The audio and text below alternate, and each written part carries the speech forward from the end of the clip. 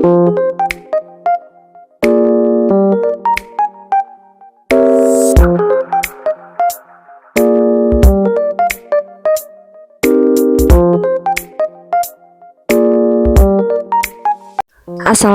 warahmatullahi wabarakatuh. Welcome to my channel Gudang Pinjol. Apa kabar teman-teman semua? Semoga teman-teman dalam keadaan sehat walafiat dan selalu dilancarkan rezekinya dan juga selalu dilancarkan usahanya.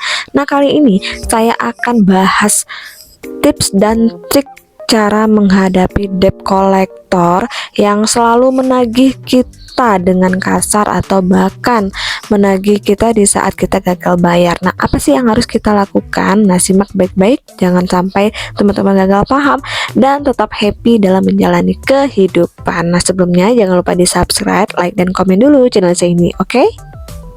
Hai guys, welcome back to my channel Gudang Pinjol. Nah, kita langsung aja ya. Kali ini ada trik yang bisa teman-teman lakukan untuk membuat debt collector atau DC pinjaman online berhenti menagih nasabah yang gagal bayar atau galbay. Nah, harusnya teman-teman tahu ya, gagal bayar ini pada pinjol terjadi ketika kita sebagai peminjam ini tidak mampu membayar sesuai jadwal. Nah,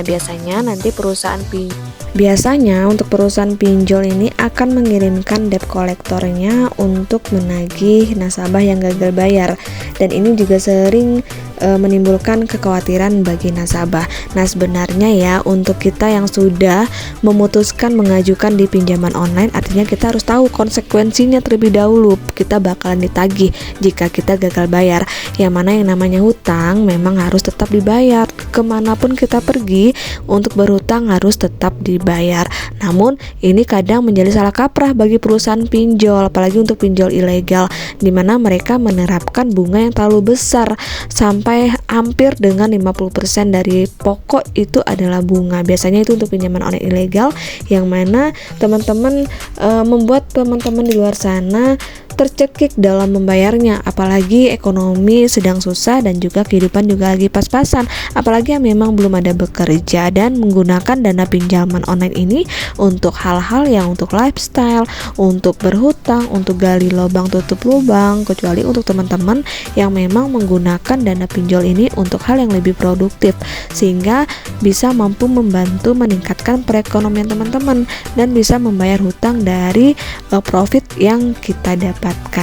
Nah, misalkan untuk teman-teman yang memang udah terlanjur nih mengajukan di pinjaman online legal atau bahkan yang ilegal, yang sering terjadi permasalahan dengan yang namanya debt collector yang selalu kasar dalam menagih. Biasanya yang selalu kasar dalam menagih itu adalah debt collector yang ilegal. Namun yang legal biasanya tidak sampai menagih ke rumah, bahkan mereka hanya via telepon. Dan juga biasanya untuk pinjol legal itu mereka selalu sopan untuk menagih pinjaman ke kita. Beda halnya dengan ilegal yang selalu kasar, yang membuat kekhawatiran bagi kita karena mental kita down. Banyak sekali yang terjadi, bisa jadi kita frustasi bahkan sampai dengan bunuh diri. Nah, berikut ada tips dari saya untuk teman-teman menghadapi debt collector yang selalu menagih kita dengan kasar atau bahkan tidak sesuai dengan peraturan. Nah, silakan teman-teman simak baik-baik ya.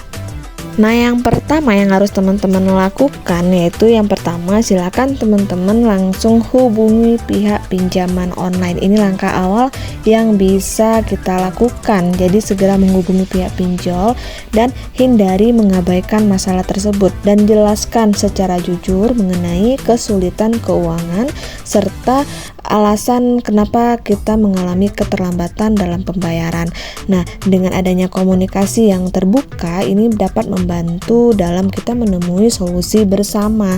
Artinya kita kooperatif, jangan sampai kita sudah minjem dana, kemudian ketika udah waktunya pembayaran kita malah lari dari tanggung jawab kita. Namun jika memang kita mengalami kesulitan dalam membayarnya, cobalah untuk lebih kooperatif dan kita mencari solusi dengan menghubungi pihak pinjaman online agar nanti kita menemukan solusi sehingga nanti ada jalan keluarnya, sehingga teman-teman nggak perlu capek-capek lagi mikir nih gimana cara pembayarannya. Kita udah memiliki solusi dengan cara berhubungan langsung dengan pihak pinjaman online. Nah, yang kedua yang harus kita lakukan yaitu memblokir nomor yang tidak dikenal. Nah, jika kita ingin menghindari panggilan yang terus-menerus dari nomor yang tidak dikenal, nasabah dapat memblokir nomor tersebut. Dengan cara ini, ponsel kita akan secara otomatis menolak panggilan dari nomor yang tidak dikenal. Nah, kita sebagai nasabah juga dapat mengatur pemblokiran ini melalui pengaturan pada ponsel. Nah, ini sering terjadi karena kita mencantumkan nomor handphone kita, yang biasanya kalau debt collector yang nakal itu mereka akan menelpon kita terus-menerus dengan nomor yang berbeda-beda, bahkan sampai ke nomor kontak darurat kita. Sebenarnya tidak sampai kita memblokir jika kita menerima panggilan itu dan bernegosiasi dengan baik. Namun jika memang perkataan mereka kasar, kemudian ada upaya pengancaman, teman-teman bisa langsung memblokir nomor yang tidak dikenal. Bahkan jika sampai mereka mengirimkan kata-kata tidak senonoh melalui WhatsApp kita, teman-teman juga bisa melaporkan nomor tersebut ke pengaduan dari OJK. Biasanya OJK di situ ada nomor yang bisa kita hubungi untuk layanan debt collector yang nakal atau bahkan yang kasar sehingga membuat kita down dan kita menjadi ketakutan. Dan nomor ini juga bisa teman-teman laporkan ke kantor polisi terdekat. Nah, yang ketiga yaitu ada namanya negosiasi ulang. Jadi kita sebagai nasabah juga dapat mencoba untuk melakukan negosiasi ulang sehingga nasabah bisa meminta pengurangan jumlah pinjaman, perpanjangan tenor, atau penurunan suku bunga.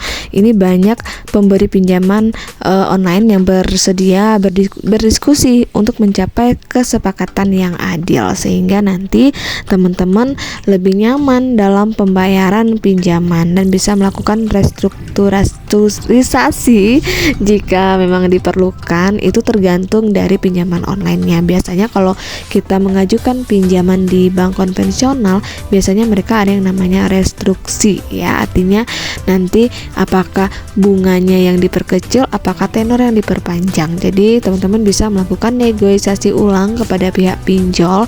Dan itu lagi, utarakan alasan kenapa kita tidak bisa membayar pinjaman tepat waktu. Ini semua berguna untuk teman-teman agar nanti mencapai permasalahan yang diselesaikan dengan baik-baik. Nah guys, itu tips dan trik dari saya ketika saya mengalami gagal bayar dan sehingga nanti kelamaan kita memiliki solusi sehingga hutang kita bisa lunas secara baik-baik saja. Dan tetap selalu ingat pesan saya ya, gunakan pinjaman online ini untuk hal yang lebih produktif lagi agar teman-teman bisa meningkatkan perekonomian keluarga sehingga tidak menjadi beban keluarga. Akhir kata, wassalamualaikum warahmatullahi wabarakatuh.